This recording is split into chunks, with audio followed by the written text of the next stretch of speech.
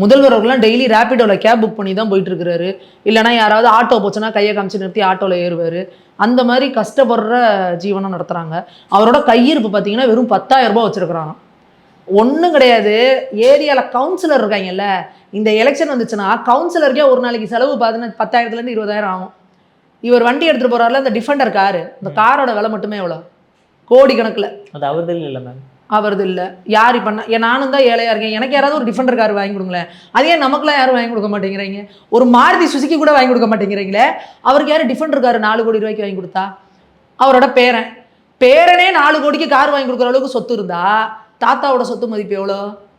சரி, உங்கள் பேரனே வாங்கி கொடுத்தாங்கன்னு வச்சுக்கோங்க. கையிருப்பு வெறும் 10,000ன்னு காட்டுறாரு.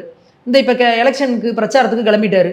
அந்த டிஃபெண்டர் கார் இருக்குல்ல, அது 1 கிலோமீட்டருக்கு ஒரு லிட்டர் பெட்ரோலுக்கு 4 கிலோமீட்டர் தான் கொடுக்கும். என்ன அப்போ ஒரு நாளைக்கு இவர் எப்படி குறைஞ்சபட்சம் ஒரு 400 கிலோமீட்டர் அந்த மாதிரி ட்ராவல் பண்ணாருன்னு வச்சுக்கோங்க. ஒரு நாளைக்கு டீசல் மட்டுமே அவர் 10,000 ரூபாய்க்கு போடணும். ஒரே நாளைக்கு 10,000 ரூபாய்க்கு டீசல் போட்டுட்டிங்கன்னா அப்போ எலெக்ஷன் 21ஆம் தேதி வரைக்கும் எப்படி கேம்பெயின் பண்ணுவீங்க? இதுக்கு நடுவில் நீங்கள் டீ குடிக்கிற செலவு இருக்குது, தண்ணி செலவு, சாப்பாடு செலவு, இவ்வளோ இருக்குது. இது இல்லாமல் முதல்வருக்கு முன்னாடி 10 காரு பின்னாடி 10 கார் நிற்கிது. அந்த கார்களோட மதிப்பெண்ண அதுங்களுக்கெல்லாம் செலவுலாம் யார் பார்க்குறா? அப்போ நீங்கள் சொல்லுங்கள், முதல்வர் கையிருப்பு 10,000 தான் இருக்குமா? இப்போ தமிழக மக்களை எந்த பொது அறிவுமே இல்லாதவங்க நீங்கள் நினைக்கிறீங்களா? அப்போ பொதுமக்கள் கேள்வி கேட்பாங்கல்ல, எப்போ உங்களோட சொத்து வெறும் 3 கோடி ரூபாயா? 3 கோடி ரூபா தான் சொத்து இருக்கா முதல்வருக்கு? இப்போ இந்த எலெக்ஷன் கமிஷன் என்ன சொல்லணும் அப்படின்னா, நீங்கள் எலெக்ஷன் அஃபிடவிட்டில் எவ்வளோ சொத்து கொடுக்குறீங்களோ அதுதான் உங்கள் சொத்து. நாங்கள் ஒரு ரைடு வருவோம், இதுக்கு மேலே உங்களுக்கு சொத்து இருந்துச்சுன்னா அதெல்லாத்தையும் அரசுடைமை ஆக்கிடுவோம், பரவாயில்லையான்னு கேட்கணும். அப்போ எல்லாம் அடிச்சு பிடிச்சிக்கிட்டு எல்லாரும் வந்து எவ்வளோ சொத்து இருக்குன்னு சொல்லுவாங்க. அடுத்து நீங்கள் முதல்வர் 10,000 ரூபா தான் சொத்து இருக்குன்னார்ல. இந்த நான் சில ஃபோட்டோஸ்லாம் காட்டுறேன் பாருங்கள். இதில் முதல்வர் கட்டியிருக்க வாட்ச் எல்லாம் பாருங்கள். இது எல்லாத்தையும் உங்களுக்கு பிக்சரில் போடுவாங்க பாருங்கள். இந்த ஹப்லாட் பிக் பேங்க்னு ஒன்று, ஜேகர் அப்படின்னு ஒன்று, கார்டியர் அப்படின்னு ஒன்று, ஃப்ராங்க் முல்லர் அப்படின்னு ஒன்று, ரோலெக்ஸு. இந்த வாட்செல்லாம் மினிமம் ரேட்டே 10 லட்சம் 20 லட்சத்துலேருந்து 2 கோடி வரைக்கும். அப்போ இவர் கட்டுற ஒவ்வொரு வாட்சுமே கோடி கணக்கில் இருக்குது. இந்த வாட்சுமே எதுவுமே ரிப்பீட் ஆகலை, ஒவ்வொரு இடத்துல ஒன்று. அப்போ இவர்கிட்ட வாட்ச் கலெக்ஷன் ஏகப்பட்டது இருக்குது. இவர்கிட்ட இருக்க வாட்ச் கலெக்ஷன் மட்டுமே பல கோடிகள் பெறும். அப்படி பரம ஏழையாக இருக்க ஒரு கையில் எவ்வளோ வச்சுருக்காரு? வெறும் 10,000. இதெல்லாம் மக்கள் நம்பணும்னு நீங்கள் நினைக்கிறீங்க, இல்லைன்னா ரத்தம் கக்கிச்சா ஆரம்பிங்க. எப்படி ஒரு ஏழை பாருங்க. எங்கள் முதல்வர் எளிமையானவர், காமராஜரை போன்றவர், கக்கனை போன்றவர் அப்படின்னு இந்த முட்டாள் ஊபிஸுங்க கொத்தடிமைங்க இருக்காங்க பாருங்க, அதுக்கு அங்கே ஃபயர் விட்டுட்ருக்காங்க. நீ இன்னும் கொடி பிடிச்சிக்கிட்டு கோசம் போட்டுக்கிட்டு தெருவில் சைக்கிளில் போயிட்டு இருக்க. 4 கோடி ரூபா டிஃபெண்டர் காரில் போயிட்டு இருக்கிறாரு.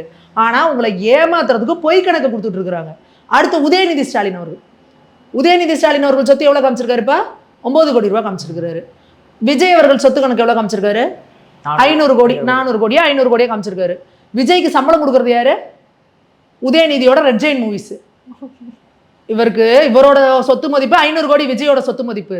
விஜய்க்கு சம்பளம் கொடுக்குற உதயநிதியோட சொத்து மதிப்பு வெறும் 9 கோடி. மேம் அதான் இப்போ ரெட் ஜெயின் மூவிஸ் இன்பநிதிக்கு பக்கம் போயிடுச்சுல மேம். சரி, அப்போ இன்பநிதிக்கு முன்னாடி யார் வச்சிருந்தா? அவர் தான், உதயநிதி தானே வச்சிருந்தாரு. அப்போ அந்த சொத்தெல்லாம் எங்க? ஏன் இப்போ நீங்கள் யாரோட உங்களோட பிள்ளைகள் இருந்தால் அவங்களோட தான் கணக்கில் சேர்க்கணும்ல. இவங்க பெண்ணை மட்டும் கணக்கில் காமிச்சிருக்காரு, அவங்களோட பொண்ணை மட்டும். பெண்ணுனா பெண் நிறுவனம் இல்லை, உதயநிதியோட மகளை மட்டும் கணக்கில் சேர்த்து அவங்களுக்கு எதுவும் இல்லைன்னு போட்டிருக்காங்க. ஏன் இன்பநிதியை நீங்கள் கணக்கில் சேர்க்கல? இன்பநிதி கணக்கில் தான் ஏகப்பட்டது. இட்லி கடைன்னு ஒரு படம் எடுத்தார்ல, பாவம் ரொம்ப கம்மிங்க. 200 கோடி ரூபா பட்ஜெட்டு, 200 கோடி ரூபா பட்ஜெட்டு, 300 கோடி ரூபா, ஒரே நேரத்தில் 3 பட்ஜெட் 4 பட்ஜெட். இப்போ ஒரு பெரிய மெகா ஹிட் படம் வரப்போகுது தெரியுமா? ரஜினியும் கமலையும் வச்சு அந்த மெகா ஹிட் பெரிய பட்ஜெட் எடுக்க போகிறது யாரு? இன்பநிதி அவர்கள். பரம ஏழைகள். அந்த பட்ஜெட் ஒவ்வொரு படமும் 300 கோடி 400 கோடி. இதில் பார்த்தீங்கன்னா Vikram blockbuster hit, Parasakthi blockbuster hit, எல்லா படமும் பிளாக் பஸ்டர் ஹிட்டு, இட்லி கடை பிளாக் பஸ்டர் ஹிட்டு. அந்த காசுலாம் எங்கே போச்சு? 150 கோடி வசூல், 200 கோடி வசூல், 300 கோடி வசூல். நீ காடு போட்டிங்கல்ல, அந்த பணம்லாம் எந்த கணக்கில் சேர்த்தீங்க? அதெல்லாம் எங்கே இருந்து வருது? இல்லை அதெல்லாம் எந்த கணக்கில், பினாமி கணக்கில் போட்டு வச்சுருக்கீங்களா? இப்படி உங்களை திருப்புனா நீங்கள் வச்சுருக்க வாட்ச் எடுத்தாலே கோடி கோடி கோடி கோடியாக வரும். அடுத்து முதல்வர் சொல்கிறாரு அவர்கிட்ட தங்க வெள்ளி நகைகள்லாம் எதுவுமே இல்லையா. அவன் எவ்வளோ பரம ஏழை பாருங்க. ஏதோ ஒரு யூடியூப் பிளாக்ல அவங்க வீட்டுக்குள்ளே போயிட்டு அந்த இதெல்லாம் காட்டுறாங்க. முதல்வர் சாப்பிட்ற தட்டு பார்த்தீங்கன்னா வெள்ளி தட்டு, வெள்ளி டம்ளர், எல்லாமே வெள்ளி. அவங்க பூஜை ரூமுக்குள்ளே போனால் எல்லாமே வெள்ளி. ஒரு குத்துவலை கொண்டோன்னா அவ்வளோ பெருசு இருக்குது, எல்லாமே வெள்ளி. அவ்வளோ வச்சுருக்குறாங்க. சரி, சாதாரணமாக கொஞ்சம் இதாக இருக்கிறவங்களே வெள்ளியில் தங்கத்தில் வச்சுருப்பாங்க, இல்லைன்னு சொல்லலை. ஏன் அதை முறையாக காட்ட மாட்டேங்கிறீங்க? எதற்கு ஏமாத்துறீங்க? எதுக்கு இந்த பித்தலாட்டம் அப்படின்னு தான் நாங்கள் கேட்குறோம். நீங்கள் அன்னைக்கு அம்பானி அதானின்னு பேசுகிறீங்கல்ல, அம்பானி அதானிக்கு ஈக்குவலான கோடீஸ்வரர்கள் நீங்கள். ஆனால் ஏன் என்கிட்ட வெறும் 3 கோடி தான் இருக்குது, என்கிட்ட வெறும் 9 கோடி தான் இருக்குன்னு மக்களையே முட்டாளாக்குறீங்க? அதை தானே நாங்கள் கேட்குறோம். அப்போ உன் கையில் வெறும், அதுலேயும் உதயநிதி ஸ்டாலின்லாம் பார்த்தீங்கன்னா 1.5 லட்ச ரூபா கடனில் இருக்காராம். பாவம், 1.5 லட்ச ரூபா.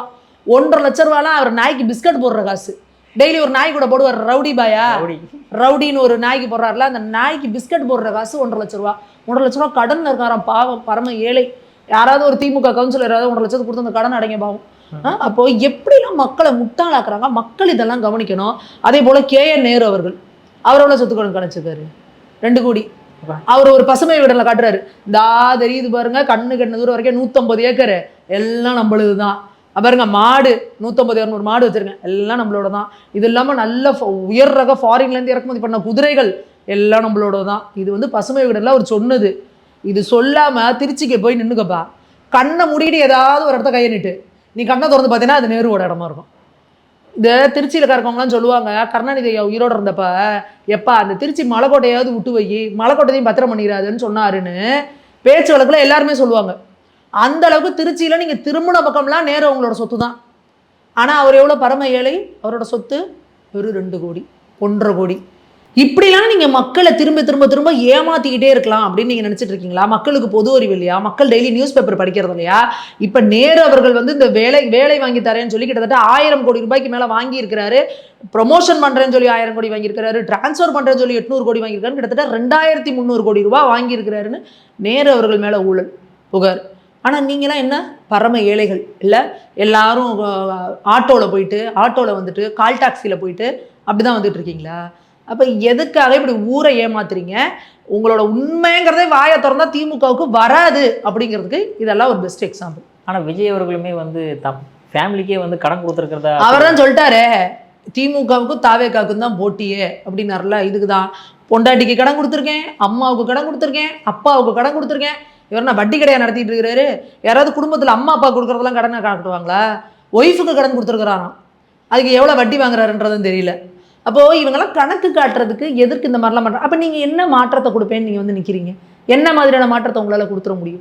ஏன் நீங்கள் வந்து அந்த புலி படத்துக்கு ஒரு 1.5 கோடி ரூபா, 1.5 கோடிங்கிறதுலாம் எவ்வளோ பெரிய அமௌண்ட்டு விஜய்க்கு? ஒன்றுமே கிடையாது. ஒரு படத்துக்கு 200 கோடி 250 கோடி வாங்குறவருக்கு 1 கோடி ரூபாங்கிறது என்ன விஷயம்? ஏன் அந்த 1.5 கோடிக்கு நீங்கள் வந்து டாக்ஸ் கட்ட மாட்டேன்னு சொல்லிவிட்டு போயிட்டு கோர்ட்டு வரைக்கும் போயிட்டு உட்காந்துருக்கீங்க ஃபைன் கட்ட மாட்டேன்னு?